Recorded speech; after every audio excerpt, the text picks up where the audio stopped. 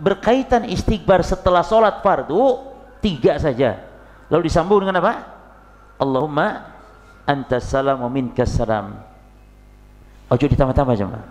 Wa minkas salam.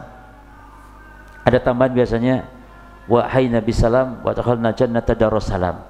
Ini tambahan enggak ada dasar dalam syariat. Enggak ada tambahan. Coba bongkar semua kitab hadis, enggak ada tambahan ini. Enggak ada. Riwayat siapa? Enggak ada.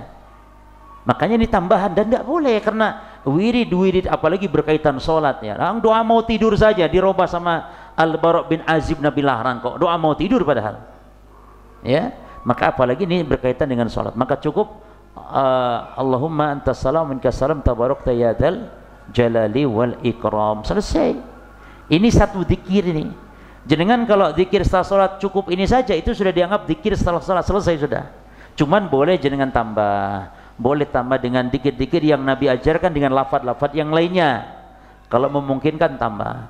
Jadi zikir setelah sholat itu sebenarnya yang diajarkan itu pendek-pendek saja. Hanya Nabi ajarkan aneka ragam macamnya. Jadi bukan berarti Nabi ajarkan zikir tadi panjang sampai kita kan seperempat jam ya jemaah ya. Enggak, Nabi ajarkan dikit-dikit, hanya macam-macam lafaz-lafaznya, sehingga kalau digabung menjadi apa? Menjadi banyak. Dan boleh digabung, boleh tidak. Maka kalau jenengan ada urusan sibuk misalnya ya, habis sholat ada urusan, cukup astagfirullah, astagfirullah, astagfirullah, Allahumma antas salam wa minkas salam tabarakta ya dzal jalali wal ikram. Sambil jalan pun sudah boleh, sudah selesai. Wih, orang tidak dikir sholat ya. Sudah itu apa? Istighfar 3 kali, Allahumma antas salam, sambil jalan, selesai.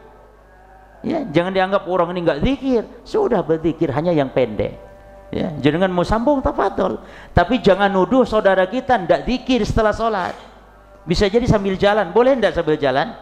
Boleh zikir sambil jalan, sambil duduk, bahkan sambil berbaring zikir boleh.